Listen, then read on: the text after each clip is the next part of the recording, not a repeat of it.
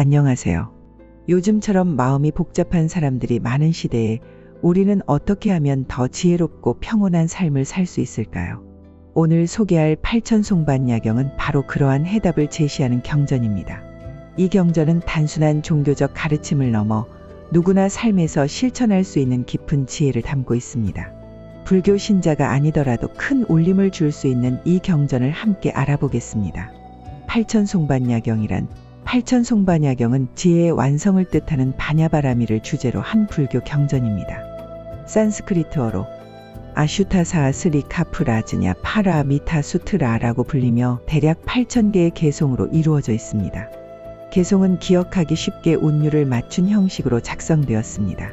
반야경 계열의 경전 중 가장 오래된 것으로 이후 금강경과 반야심경 같은 경전의 바탕이 되었습니다.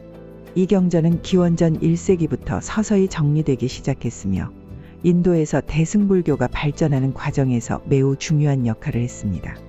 특히 공의 개념을 깊이 탐구하고 있으며 후대의 많은 수행자들이 이를 바탕으로 수행의 길을 걸었습니다.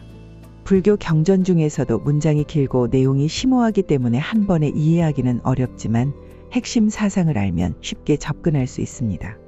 핵심 사상 공의 지혜, 이 경전에서 가장 중요한 개념은 바로 공입니다.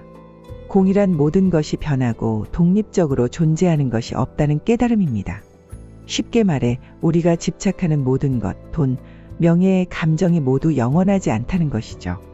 예를 들어 우리가 좋아하는 음식도 시간이 지나면 썩고 사라집니다.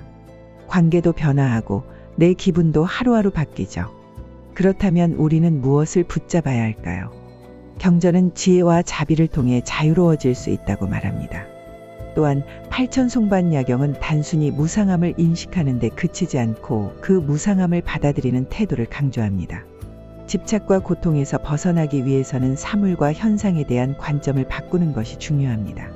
이를 위해 반야의 지혜를 통해 우리가 현실을 어떻게 바라봐야 하는지를 배우는 것이 핵심입니다.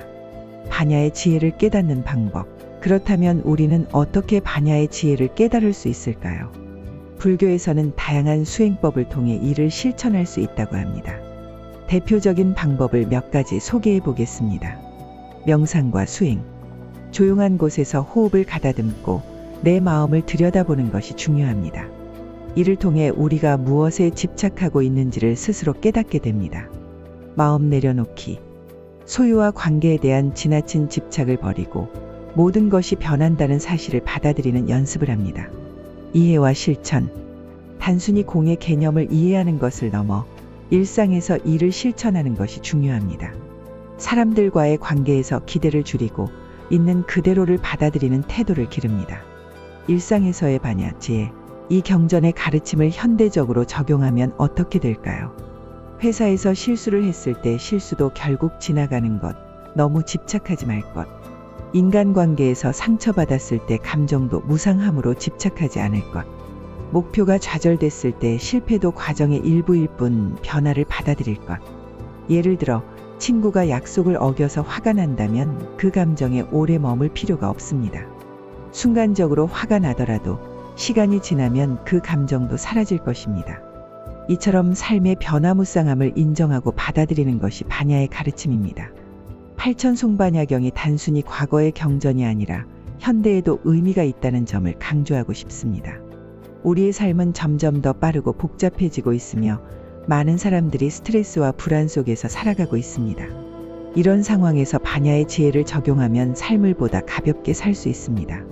특히 우리는 늘 미래를 걱정하거나 과거에 집착하는 경향이 있는데 반야의 지혜는 우리에게 지금 이 순간을 살라고 말합니다.